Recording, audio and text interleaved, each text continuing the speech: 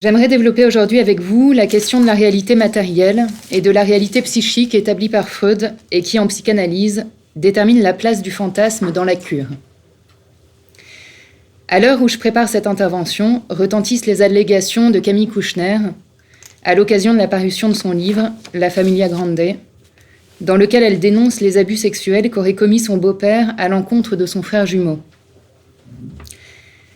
Parallèlement à cela, quelques jours avant que je n'écrive ces premières lignes, la psychanalyste Marie Balmary signait une tribune publiée par le Nouvel Obs concernant la mise sous couvert de l'inceste par la psychanalyse. Cette lecture m'a conduite aux questions suivantes. Est-ce à la psychanalyse de déterminer le fondement dans la réalité d'un souvenir rapporté ? Quel impact cette distinction entre réalité psychique et matérielle a-t-elle dans la manière dont un être va reconstruire et assimiler certains souvenirs de son enfance ?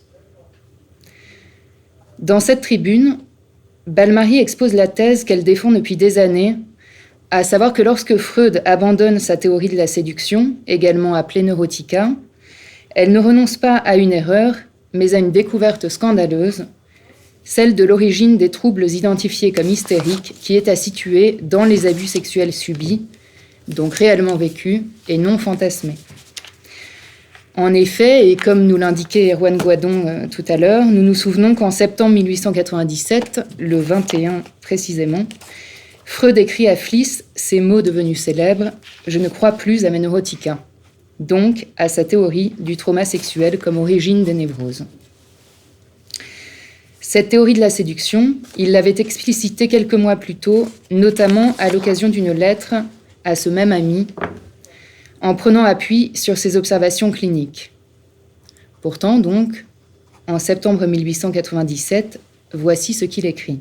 « Il n'y a pas de signe de réalité dans l'inconscient, de sorte que l'on ne peut pas différencier la vérité et la fiction investie d'affect. » En effet, pour Freud, le fait que dans chaque cas d'hystérie, le père aurait eu un comportement pervers lui paraît excessif. C'est sur ce point, et sur la croyance que Freud introduit dans sa démarche scientifique lorsqu'il écrit « Je ne crois plus », que Marie Balmary s'oppose. Elle n'est pas la seule, puisque d'autres avant elle ont critiqué ce virage freudien. C'est dans ce même courrier que Freud explicite, nous le disions, le fait qu'il n'existe pas, dans l'inconscient, d'indice de réalité, pas de preuve matérielle. Cet élément constitue une hypothèse fondamentale pour la psychanalyse et plus largement pour l'étude de l'appareil psychique humain.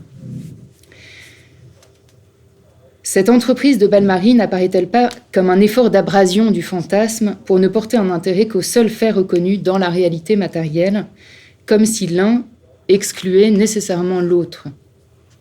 N'y a-t-il pas là dans le discours d'une psychanalyste une contradiction qui pourrait faire courir le risque d'une hiérarchisation entre réalité matérielle et réalité psychique, la même où Freud avait mis tant d'efforts pour que la souffrance pouvant être rattachée à un traumatisme sexuel ne le soit pas uniquement pour des faits arrivés ou reconnus dans la réalité, mais pour que celle-ci puisse être considérée sérieusement, y compris lorsqu'elle trouve son fondement dans la vie fantasmatique. N'y a-t-il pas, en suivant la voie sur laquelle nous invite Balmary, le risque d'un retour à la case départ, plus de 120 ans en arrière, qui, à vouloir à tout prix reconnaître la réalité matérielle de faits connus dans l'enfance, oublie de prêter l'oreille aux enjeux fantasmatiques qui lui sont associés? S'il est scientifique de chercher à réfuter des hypothèses pour en construire de nouvelles et ainsi progresser, mon expérience clinique et l'écoute de patients et psychanalysants ne va pourtant pas dans le sens d'une remise en question de la dimension fantasmatique à l'œuvre psychiquement, et qui est indépendante de la réalité matérielle d'événements vécus dans l'enfance. Pour le dire autrement, un événement vécu réellement dans l'enfance ne vient pas, de facto, déterminer des symptômes développés dans l'après-coup. Et des symptômes développés ne sont pas systématiquement en lien avec des événements traumatiques de nature sexuelle réellement vécus dans l'enfance. Dire cela ne banalise en rien les violences sexuelles commises par des majeurs sur des mineurs. Il s'agit bien là de crimes qui sont punis par la loi. Mais cela permet également de ne pas banaliser l'importance de la vie fantasmatique. C'est d'ailleurs ce que dit Freud lorsqu'il écrit « Ne croyez d'ailleurs pas que l'abus sexuel de l'enfant par les parents masculins les plus proches appartienne totalement au royaume de la fantaisie. La plupart des analystes auront traité des cas dans lesquels de telles relations étaient réelles et pouvaient être constatées de manière irrécusable. » Fin de citation. À ce que la psychanalyse elle-même vienne occuper cette place de déterminer la véracité matérielle d'actes sexuels vécus dans l'enfance, le risque encouru est celui de passer à côté de la réalité psychique. C'est ce que Freud écrit déjà en 1911 lorsqu'il indique qu'on ne se laisse jamais entraîner à inscrire la valeur réalité dans les formations psychiques refoulées et, par exemple, à sous-estimer les fantaisies dans la formation de symptômes parce qu'elles ne sont justement pas des réalités effectives, ou bien à faire découler d'ailleurs un sentiment de culpabilité névrotique parce qu'aucun crime effectivement exécuté ne peut être mis en évidence. Dans cette navigation entre réalité psychique et réalité matérielle, et de l'impact psychique pouvant être imputé à l'une et à l'autre, revenons un instant à ce qu'est le fantasme. Voici la définition qu'en proposent Roland Schemama et Bernard van der Merch. Pour Sigmund Freud, écrivent-ils, le fantasme est une représentation, un scénario imaginaire, conscient, entre parenthèses rêverie, préconscient ou inconscient, qui implique un ou plusieurs personnages et met en scène de façon plus ou moins déguisée un désir. Freud restera par la suite fidèle à cette lecture qu'il développe du fantasme, et c'est bien donc le virage de 1897 qui signe la prise en compte de la dimension imaginaire à l'œuvre dans le discours des malades. Certains fantasmes inconscients sont rendus conscients par le travail psychanalytique, d'autres restent inaccessibles car soumis au refoulement originaire et seront donc reconstruits grâce au travail d'interprétation réalisé au cours de la cure.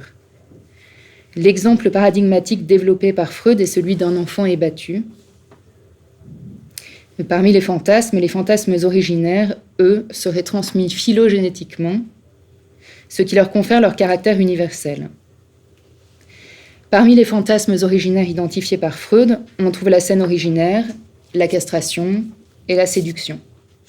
Ce sont sur la base de ces structures fantasmatiques typiques que va s'organiser la vie fantasmatique d'un être, indépendamment des événements qu'il va être amené à vivre et aux expériences qui seront les siennes. Dans sa 23e leçon d'introduction à la psychanalyse, Freud écrit ces mots « La surprise réside en ceci, que ces scènes infantiles ne sont pas toujours vraies. » C'est ce que semble découvrir Madame T au cours d'une séance de psychothérapie qu'elle a commencé plusieurs mois auparavant, lorsqu'elle s'entend dire « Je suis en train de dire qu'il faudrait traiter quelque chose qui n'est jamais arrivé, qu'il faudrait traiter une agression qui n'est jamais arrivée. » Au travers du discours de Madame T, nous apprenons combien les limites psychiques par lesquelles s'opérerait la distinction entre réalité psychique et réalité matérielle peuvent être floues. Il s'agit bien souvent d'un mélange de vrai et de faux, d'une navigation en terrain mouvant, comme l'écrivait Freud, et comme cela a été repris et théorisé par Fernando de Amorim. À l'heure où semble prévaloir comme seule observation légitime la réalité matérielle, Freud parle également de réalité effective externe, la psychanalyse, par le rapport constant qu'elle entretient avec le discours des patients et psychanalysants, soutient depuis Freud l'extrême vivacité de la réalité psychique, guidée par le principe de plaisir. Prendre en compte cette observation du fonctionnement psychique ne remet pas en cause le traitement spécifique de la réalité matérielle qui peut et doit être fait par les autorités qui en ont la compétence. Mais en parallèle de cela, la réalité psychique peut être traitée également et ainsi permettre un apaisement des symptômes organiques, corporels et psychiques pouvant lui être rattachés. Je vous remercie de votre attention.